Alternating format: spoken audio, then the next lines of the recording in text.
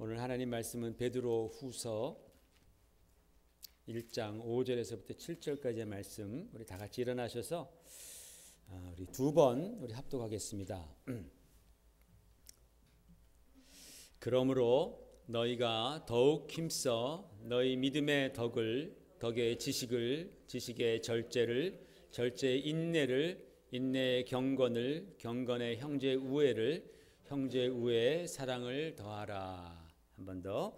그러므로 너희가 더욱 힘써 너희 믿음의 덕의 지식을, 지식의 절제를, 절제의 인내를, 인내의 경건을, 경건의 형제 우애를, 형제 우애의 사랑을 더하라. 아멘. 앉으시기 바랍니다. 우리 올해 우리 교회 표 한번 다시 한번 읽어볼까요? 시작. 더욱 힘써 너희 부르심과 택하심을 굳게 하라. 아멘. 하나님께서 우리 교회에게 주신 말씀, 더욱 힘써 너희 부르심과 택하심을 굳게 하라 라는 말씀을 지난주에 같이 나누었습니다. 특별히 여러분, 우리가 기억해야 할 것은 우리 주님의 우리를 향한 부르심과 택하심이 그것이 별개의 것이 아니다라는 것이죠. 주님께서 우리를 택하시기 위해서 부르시지 우리를 떨어뜨리기 위해서 부르시지는 않습니다. 그래서 우리가 주님의 부르심을 받았다면 주님께서 우리를 택하시는 것입니다. 거기에 대한 믿음을 가지시기를 바랍니다. 여러분들이 오늘 오신 것도 다 하나님이 허락하셔서 오신 것이죠. 하나님이 허락하지 않으셨다면 누가 여기 오시겠습니까? 하나님께서 허락하시고 부르셨기 때문에 우리가 주님 앞에 나와서 예배 드리는 것입니다. 그 정말 내가 주님이 나를 부르셨구나 라고 그렇게 믿음이 오는 분들은 하나님이 나를 택하셨구나, 감사하다라는 그런 믿음까지 여러분 가지시기를 주의 이름으로 부탁을 드립니다. 그러니까 여러분, 이러한 그 하나님의 나와 같은 죄인, 여러분, 우리가 하나님 앞에 설 수 없는 자들입니다. 하나님이 얼마나 거룩하신 분이시고 하나님의 의를 우리는 상상할 수 없는, 우리는 참 죄인들이죠. 우리가 아무리 의롭다 하더라도 그것은 하나님 앞에서 낡은 누더기와 같다라고 성경은 말씀하는데, 그런 우리 같은 죄인을 하나님께서 택하시고 불러주시고 택하신 것은, 이것은 예수 그리스도의 그 십자가의 크신 은혜 안에서 이루어진 엄청난 사건이라는 거예요. 하나님께서 우리를 사랑하시기 때문에 저와 여러분을 부르시고 택하셨는데, 그리스도 안에서 그렇게 부르시고 택해 주셨습니다. 이것은요, 여러분, 죄인이 그 죄가 완전히 사함받고 새로운 심령이 된다라는 것, 하나님 앞에 설 수 있는 그러한 거룩한 의로운 영혼이 될 수 있다라는 것, 이것은요, 우리가 신학적으로 볼 때 새 창조라 그래요. 좀 어려운 말로, 어려운 말은 아니지만, 새 창조가 하나도 어려운 말은 아니지만, 그러나 그 개념이 뭐냐면, 세상이 다 타락했는데, 세상이 다 죄로 물들고 멸망할 수밖에 없는 그런 세상, 우리 인간들도 다 그렇게 해서 하나님을 버리고 떠났는데, 하나님께서 우리를 새로운 마음을 주신다는 것, 새 은혜를 베풀어 주셔서 우리를 새로운 피조물로 만들어 주셨잖아요. 이것은 새 창조입니다. 그런데 이 새 창조가 그저 하나님의 말씀으로 된 것이 아니라, 하나님의 아들이 이 땅에 오셔서 자기 자신이 친히 피 흘려 죽으심으로 말미암아 우리를 위해서 이루어 주신 그러한 새로운 창조라는 거예요. 그러니까 처음 창조보다도 이 새 창조는 더 위대하고 더 놀라운 거죠.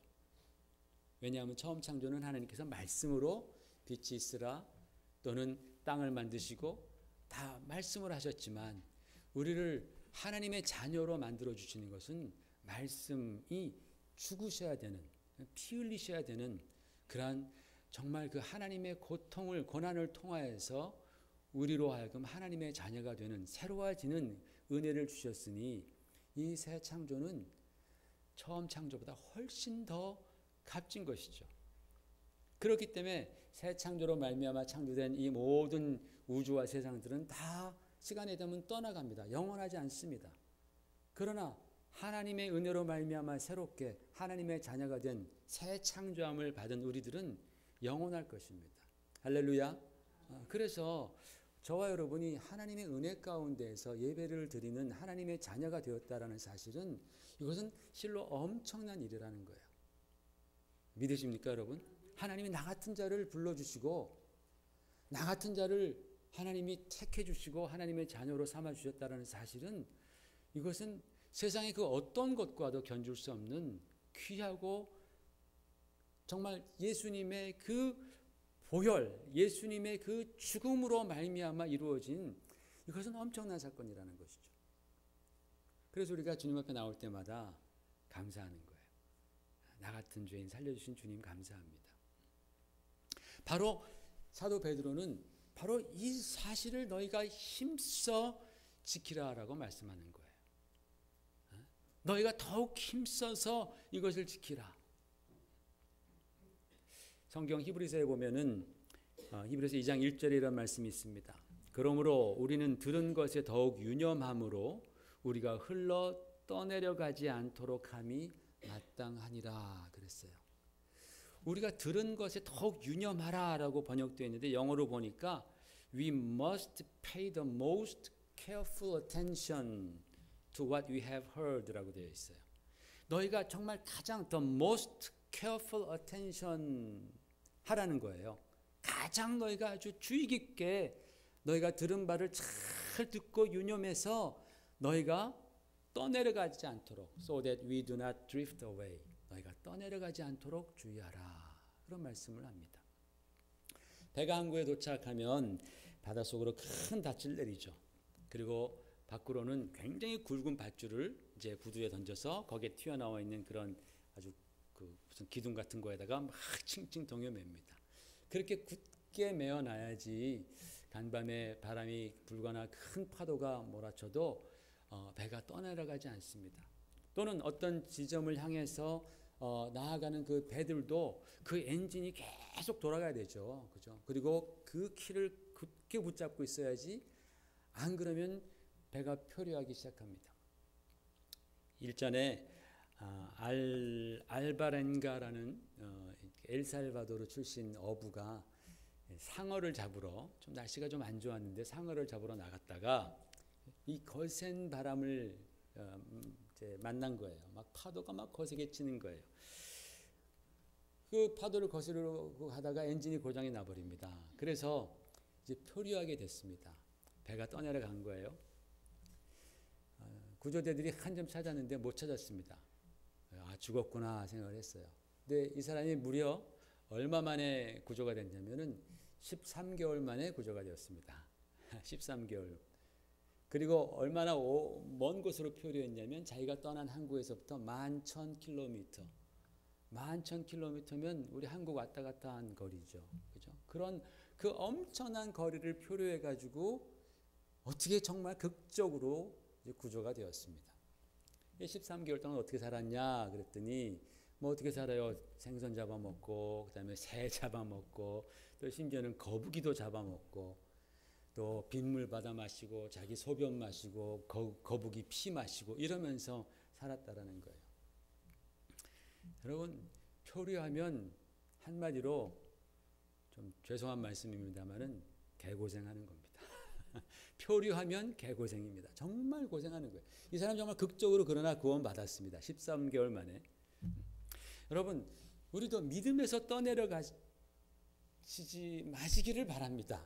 믿음에서 떠내려가지 마시기를 바랍니다. 정말 부탁을 드립니다. 왜? 믿음에서 떠내려가면요 영혼이 고생합니다. 영혼이 정말 많은 트러블을 경험하게 됩니다. 오늘 베드로후서 1장에 우리가 지난번에 봤던 더욱 힘쓰라라는 말씀 우리가 좀 더 구체적으로 보기를 원합니다. 여러분 우리가 부르심과 택하심을 굳게 하기 위해서 더욱 힘쓰라라고 말씀하고 있는데 도대체 더욱 어떻게 힘써야 되느냐? 더욱 무엇에 힘써야 되느냐? 바로 그 말씀이 오늘 본문 말씀 5절에서 7절 말씀에 나옵니다. 다시 한번 우리 읽어볼까요? 5절에서 7절 말씀. 그러므로 너희가 더욱 힘써 믿음의 덕을, 덕의 지식을, 지식의 절제를, 절제의 인내를, 인내의 경건을, 경건의 형제 우애를, 형제 우애에 사랑을 더하라 라고 말씀하죠. 여기에서도 저 말씀 10절에 있는 말씀과 동일하게 더욱 힘써라는 그 표현이 나옵니다. 이게 이제 하나로 된 패러그래프인데, 성경을 보면 하나로 된 패러그래프인데 그 안에 더욱 힘써라는 표현이 2번 나오는 거예요. 이 2번 나오는 더욱 힘써라는 표현은 굉장히 서로 밀접한 관계입니다. 서로가 서로를 보완하는 그런 관계에 있습니다. 그래서 이 두 가지를 함께 생각할 때에 우리는 사도 베드로가 하시는 말씀을 우리가 온전하게 이해할 수 있게 된다라는 겁니다. 더욱 힘써서 너희가 지키라. 더욱 힘써서 너희가 쌓아가라. 더욱 힘써서 너희가 그래서 사실은 신의 성품에 참여하는 자가 되라라고 사도 베드로는 말씀하고 있는 거예요. 이 더욱 힘써서 우리가 무엇을 해야 할까라는 것을 말씀하기 전에 제가 이것을 먼저 한번 짚고 넘어가겠습니다. 첫 번째로 우리 신앙 가운데 두 가지가 있습니다. 하나는, 가장 중요한 것은 우리가 하나님의 자녀가 되는 겁니다. 하나님의 자녀로서의 신분을 획득하는 것. 그렇죠? 그래서 이거는 우리의 spiritual status에 관한 거죠. 영적인 우리의 그 신분, 영적인 아이덴티티에 관한 것입니다. 또 하나는 하나님의 자녀답게 살아가는 것입니다. 여러분, 우리가 이것을 신앙생활이라고 말하는데, 자, 우리가 하나님의 자녀로 신분이 변화하는 것은 뭐에 의해서입니까? 그것은 100% 하나님의 은혜로 말미암은 것이죠. Pure Grace입니다. 우리가 할 수 있는 것은 아무것도 없다라는 거죠.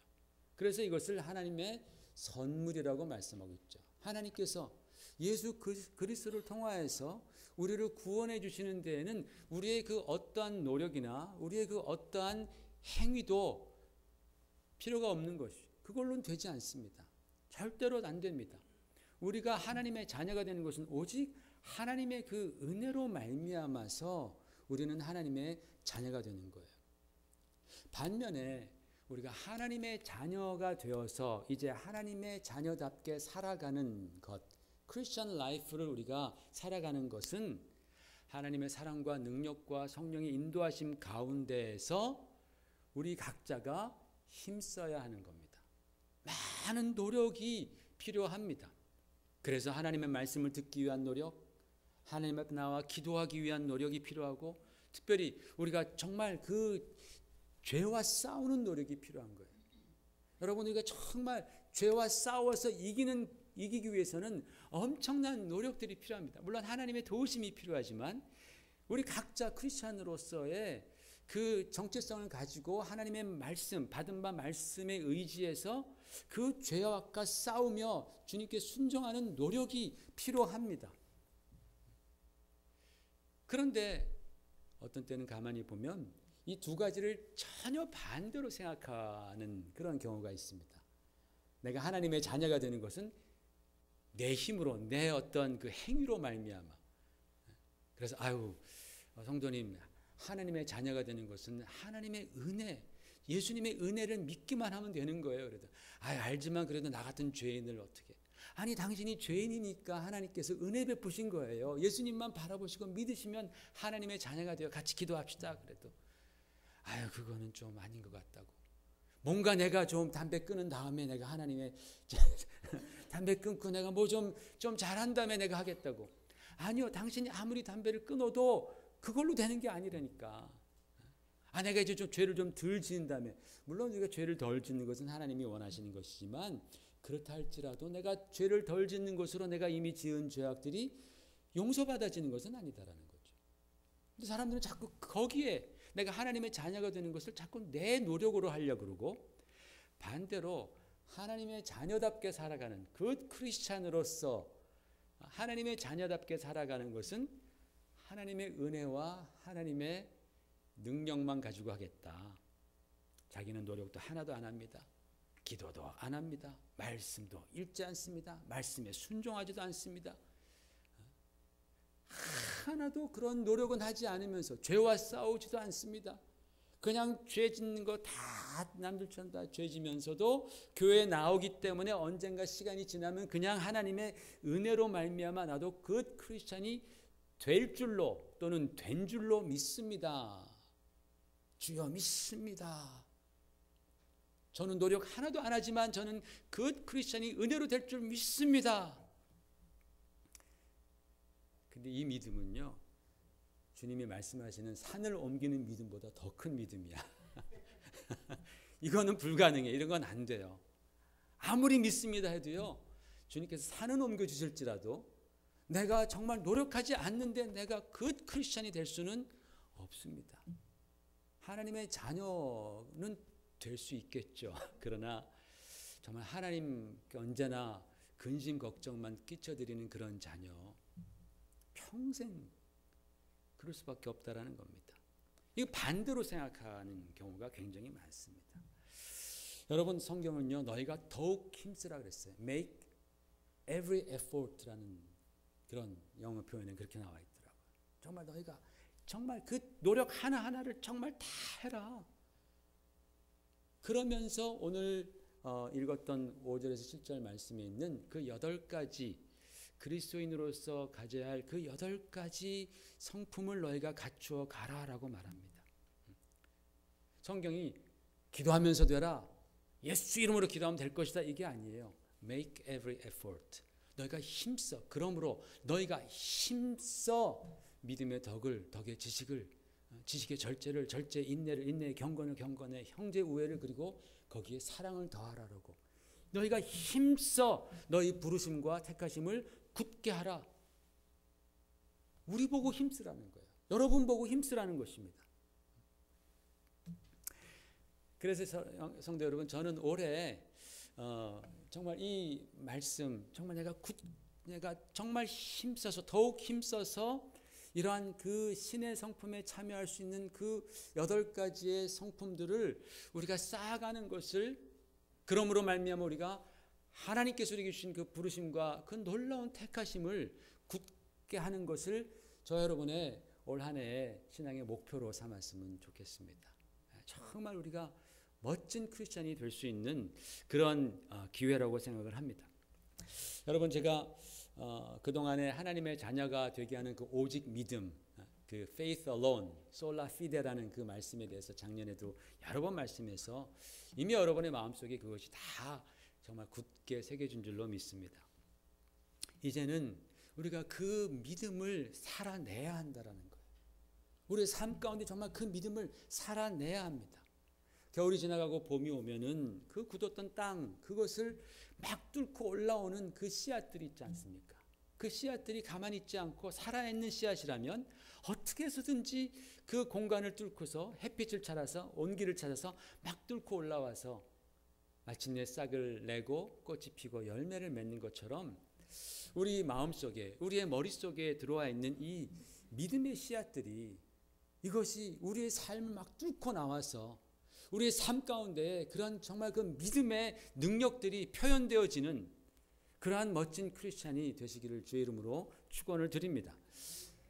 요즘의 사회에서 교회와 크리스찬들이 능력이 없다, 그런 말들을 많이 하죠. 우리가 능력 없는 그런 삶을 사는 이유가 어디 있습니까? 우리가 알고 배운 그 믿음과 우리가 읽고 있는 그 성경 말씀과 우리의 삶이 일치하지 않기 때문에 능력이 없는 거죠. 그리스도인들 중에서 뭐 돈 많이 버시고 또는 지식이 많으시고 또 명예가 높은 분들이 얼마나 많습니까? 그러나 그런 것 가지고는 크리스찬의 영향력을 발휘할 수 없잖아요. 진정한 크리스찬들의 영향력, 그 능력은 우리가 갖고 있는 그 믿음과 우리의 삶이, 우리가 배운 그 하나님의 말씀과 우리의 삶이 일치할 때 바로 거기서 세상이 갖지 못하는 그러한 성령의 능력들이 나타나는 것이겠죠. 그럴 때 세상은, 야, 저 사람은 정말 그래도 교회 다니는 사람 맞네, 이렇게 얘기를 하겠죠.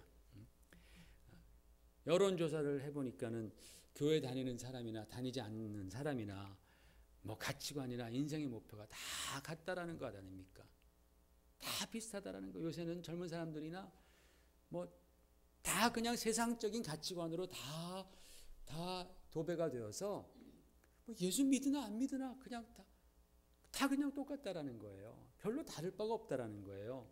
그러니까 교회 다니는 사람 보면 되게 웃기죠. 되게 얄밉죠. 니나 나나 다 똑같은데 똑같이 죄 짓고 다 똑같이 인생의 목표가 다 별로 다를 거 없는데 자기들은 천국 가고 나는 지옥 간다고 하니까 말이 안 되는 거예요. 우스운 겁니다. 여러분, 성경이 그렇게 말이 안 되는 책입니까? 우리가 믿고 있는 이 성경이 그렇게 우스운 소리만 써놓은 책입니까? 성경에 나타난 믿음의 사람들이 그랬습니까? 그런 사람은 하나도 없습니다. 근데 왜 우리는 예수를 믿으나 안 믿으나 우리의 가치관이 변하지 않고 똑같고 우리는 왜 믿지 않는 사람들과 비슷한 삶을 살아가고 있습니까? 왜냐하면 우리가 잘못 믿어서 그런 거예요. 우리의 믿음 가운데 뭔가 문제가 있어서 그런 것이죠. 여러분, 내가 갖고 있는 이 믿음이 나의 생각을 변화시키고 나의 인생을 이끌어가는 믿음,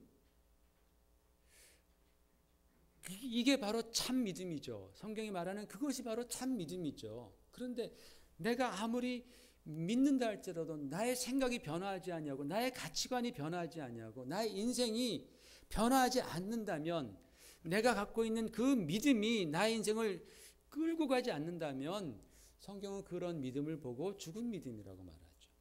생명이 없는 믿음이라고 말하죠. 그냥 하나의 종교 이론만 내가 붙들고 있는 것이죠. 참 불쌍한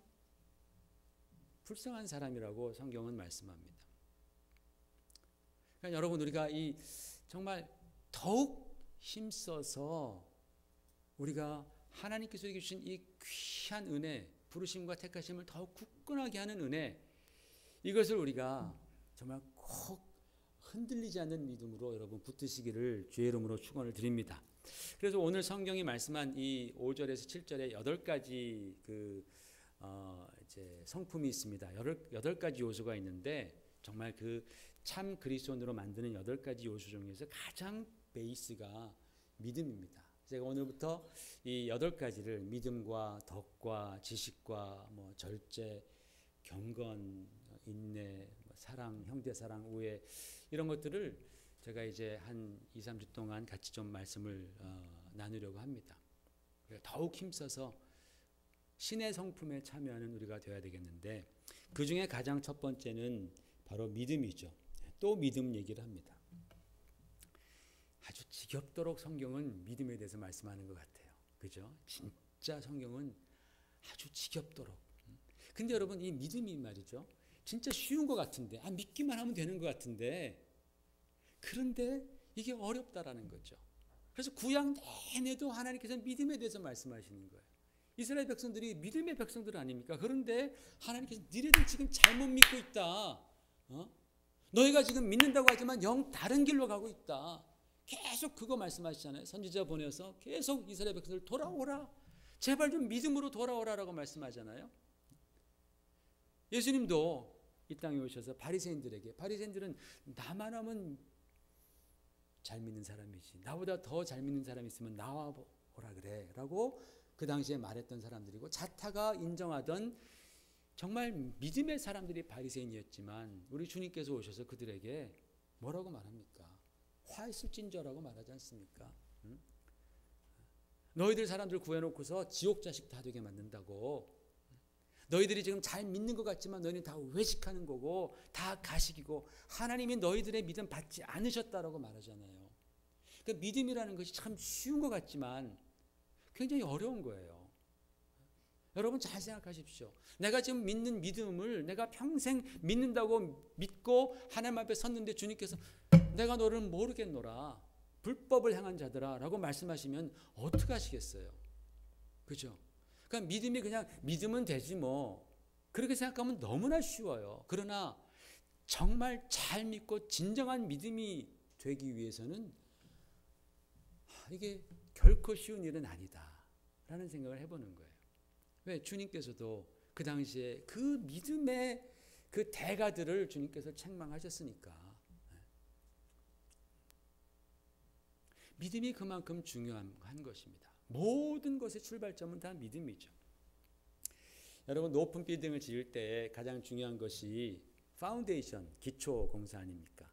여러분, 63 빌딩, 저희가 한국에 있었을 때는 63 빌딩이 제일 높았었어요. 그래서 막 시골에서도 63 빌딩 막 견학 왔었습니다.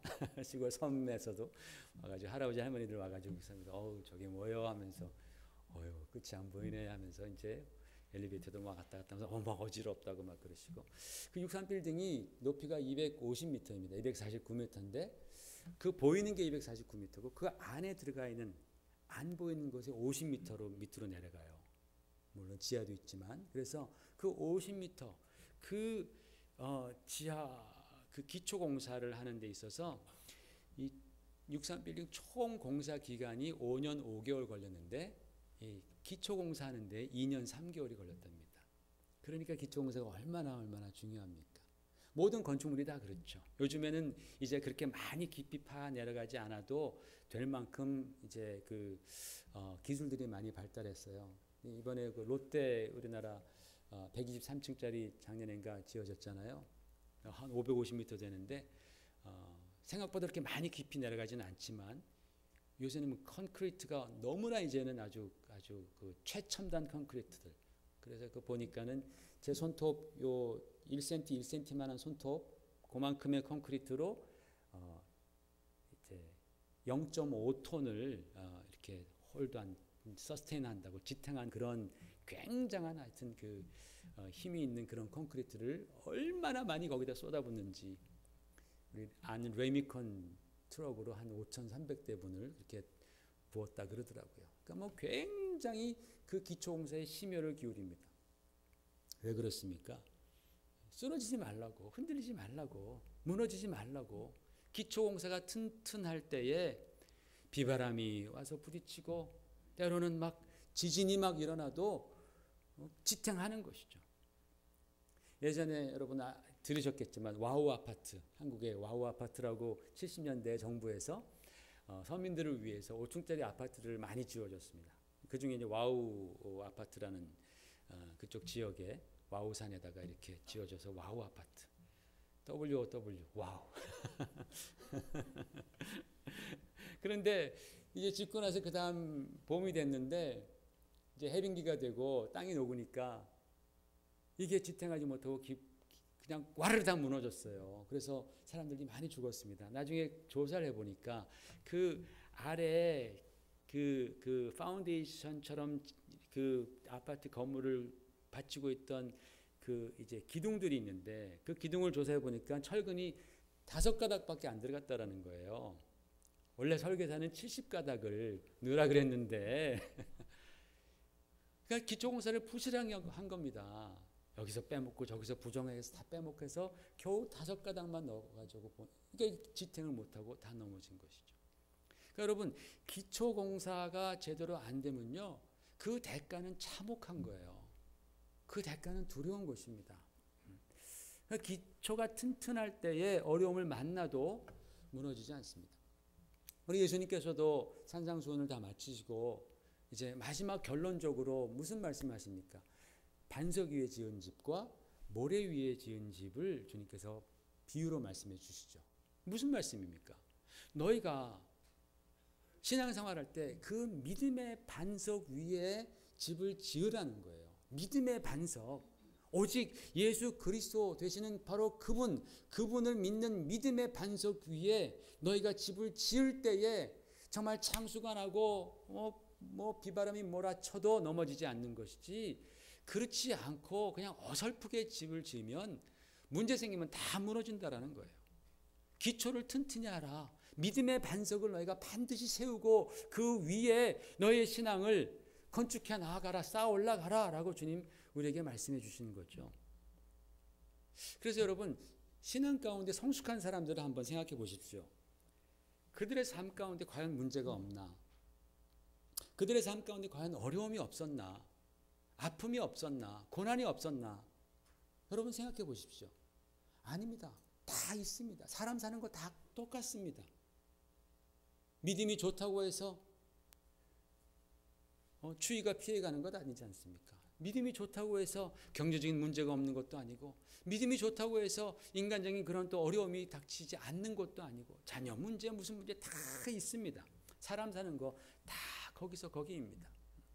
그러나 그분들은요, 믿음이 좋은 분들은요, 그런 어려움을 만날 때에 와르르 무너지지 않습니다.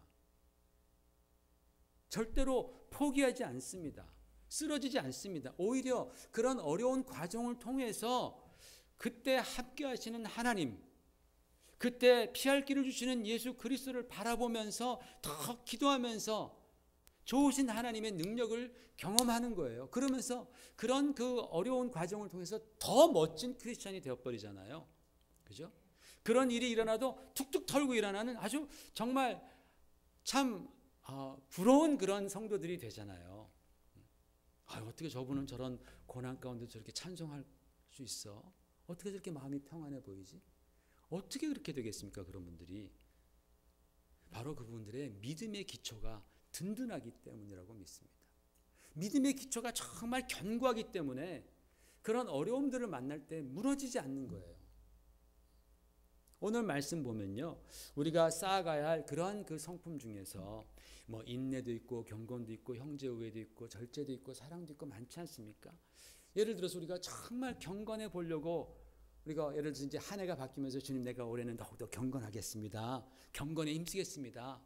거룩해지겠습니다. 그렇게 결단하고 그렇게 살아가다가 그만 또 유혹에 받아서 그만 또 죄를 짓고 맙니다. 세상 정욕에 빠지고 맙니다. 교만에 빠지고 맙니다. 그래서 우리가 또 죄를 짓는데 예전에 또 죄를 짓던 그런 죄에 빠지게 되면 참 우리 자신이 정말 너무나 부끄러운 거죠. 마치 건물을 짓다가 건물에 막 토네이도가 막 빵빵 강타한 것처럼 휘청휘청거리죠. 주님, 내가 올해는 사랑하겠습니다. 주님께서 나를 사랑하셨으니 내가 정말 힘을 다해서 사랑하겠습니다. 그래서 사랑을 힘쓰는데 갑자기 뒤에서 이상한 소리가 들려요. 쟤는 왜 이렇게 튄데? 지만 꼭 사랑하나? 아유, 되게 위선적인데 얼마나 가나 보자. 수근수근 이런 말이 들리면요, 정말 힘들죠. 그죠, 여러분? 내가 정말 한번 해보려고, 섬겨보려고, 사랑해보려고 그러는데 뒤에서 그것을 비꼬고 그것을 시기하고 질투하는 그런 말들이 딱 들려온다면 막 지진이 일어난 것처럼 막 건물의 금이 쩍쩍 갈라집니다. 그런 일들이 우리 가운데 얼마나 많습니까? 우리가 살아가면서, 일하면서, 공부하면서, 교회 봉사하면서, 사람들과 만나면서, 가정에서나 정말 우리가 어려움들을 많이 당하게 됩니다.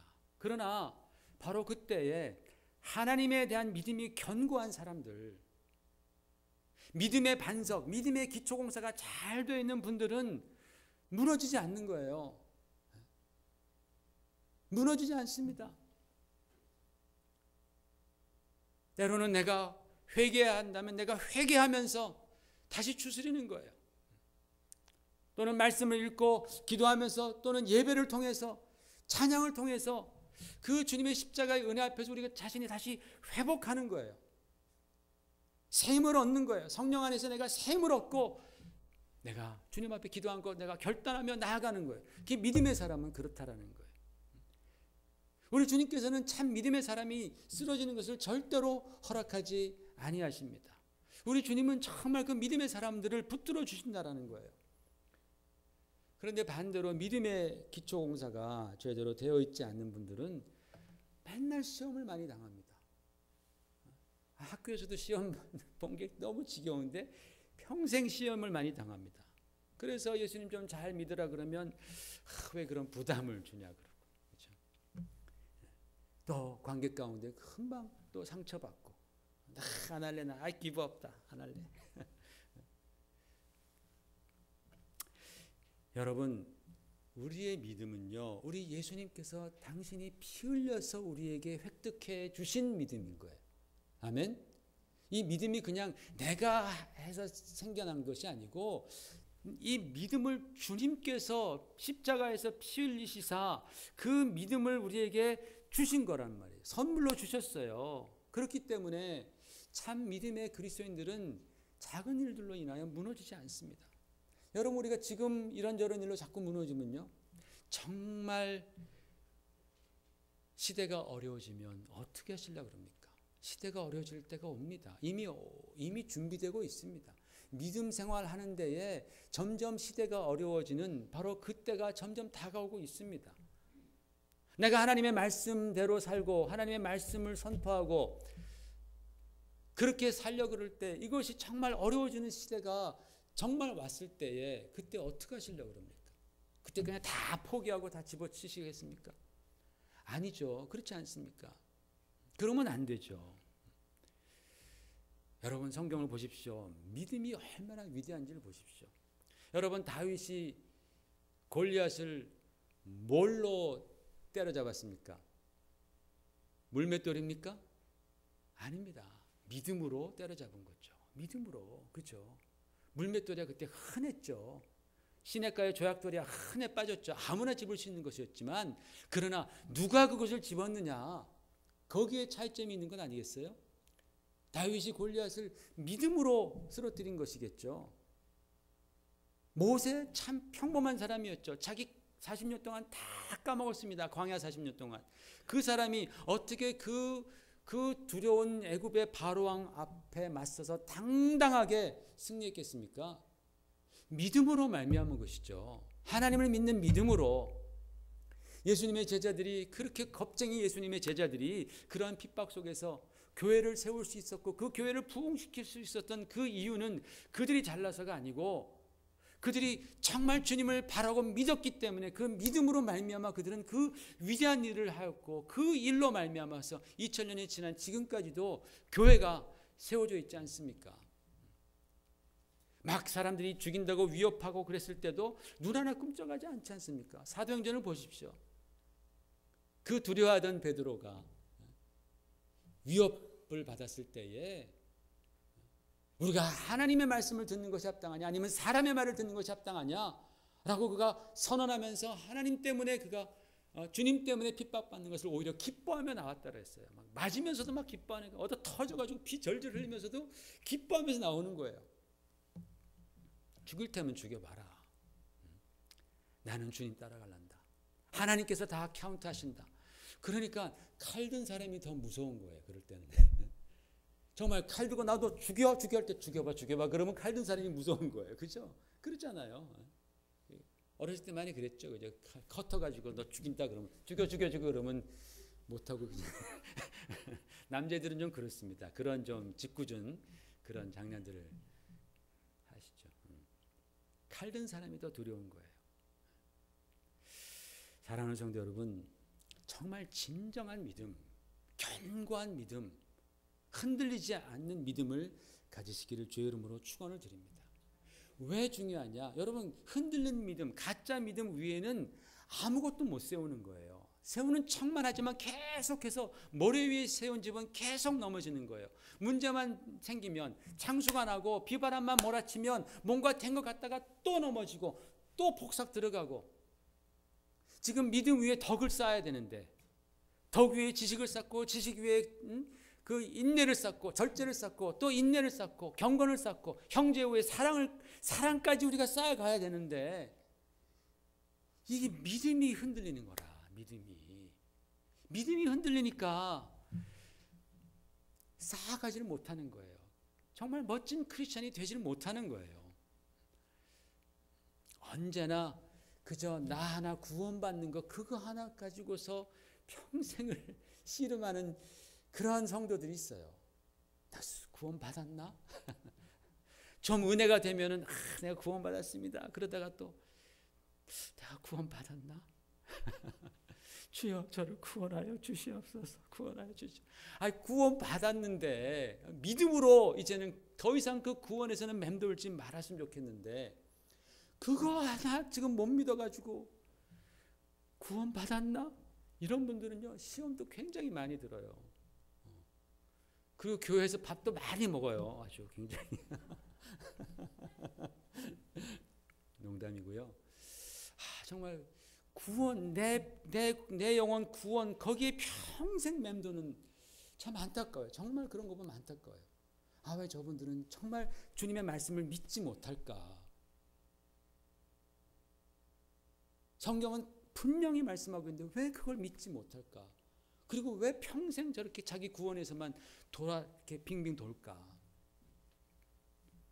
견고한 믿음, 그 믿음 위에 우리가 이 8가지, 7가지 정말 그 그리스도인의 성품을 쌓아갈 때에 참 우리는 주님께서 기뻐하시는 그런 성도들이 될 줄로 믿습니다. 참 믿음 있는 자는 모든 면에서 능력이 있습니다. 그래서 성경은 이렇게 말씀합니다. 히브리서에 믿음의 주요 또 온전케 하시는 예수를 바라보라. 믿음의 주요 또 온전케 하시는 예수를 바라보라. 우리 예수님 바라봐야 됩니다, 여러분. 올해 우리가 예수님 바라보십시다. 작년에 우리가 예수님 바라봤지만 더욱 힘써서 예수님 바라보면서 우리의 믿음이 견고해졌으면 좋겠어요. 여러분의 믿음이 견고해지기 위해서 우리가 예배도 드리고 우리가 찬양 집회도 하고 기도도 하고 다 그런 거 아니겠어요? 그런 하나하나를 통하여서 우리의 믿음은 견고해지는 거예요. 그러나 그 모든 것에 가장 중요한 것은 믿음의 주요 또 온전케 하시는 예수를 바라보는 것. 여러분 지난주에 예수님 얼마나 많이 바라보셨어요? 여러분 살아가면서 얼마나 예수님 많이 바라보셨습니까? 예수님과 얼마나 많이 동행하셨습니까? 예수님은 내가 어디 찾아가서 만나는 분이 아니잖아요. 그냥 내 안에 계시는데 그분 생각하면 금방 주님과 동행하잖아요. 우리가 일하면서 우리가 공부하면서 심지어는 정말 밥 먹고 화장실에서도 우리는 주님과 함께 동행하잖아요. 그렇죠? 샤워하면서도 뭐 다 하시는데 부끄러울 게 어디 있어요. 다. 주님은 우리와 언제나 동행하시기를 원하시니까 우리가 그 주님만을 생각하면 우리는 금방 우리의 마음 가운데에 정말 믿음의 주를 바라보게 되고 온전케 하시는 주님의 역사가 임하잖아요. 지난주에 얼마나 여러분 주님을 바라보셨냐라는 거죠. 얼마나 우리가 힘썼냐라는 거예요. 올해는 힘쓰십시다, 여러분. 네, 정말 올해는 힘쓰시고 올해는 더 주님 바라보셔서 여러분의 삶 가운데에 주님을 바라보면 바라볼수록 더 큰 은혜가 넘치고 기쁨이 넘치고 신앙생활하는 그 맛이 날 텐데, 그죠? 그리고 시험에 안 들어요. 툭툭 털고 일어날 수 있는 능력이 생기는 거예요. 할렐루야. 정말 그런 믿음의 견고한 기초를 쌓아서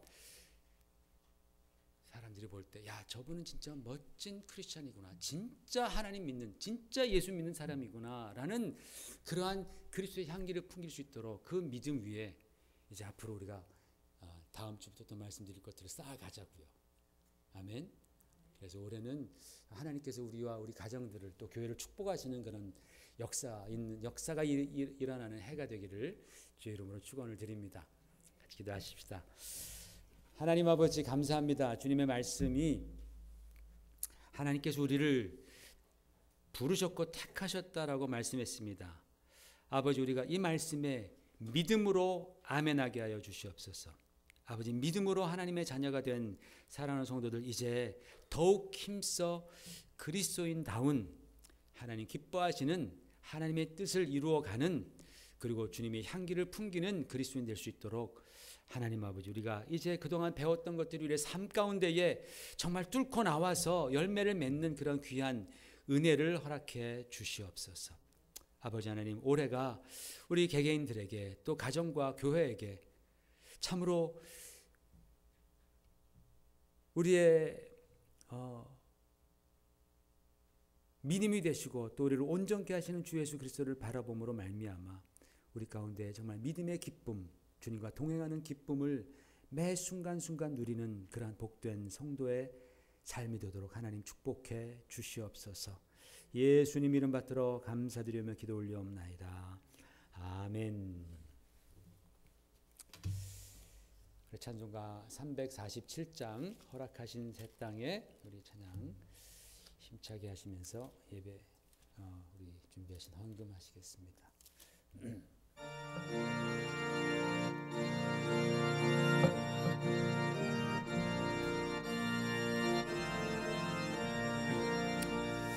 허락하신 새 땅에 들어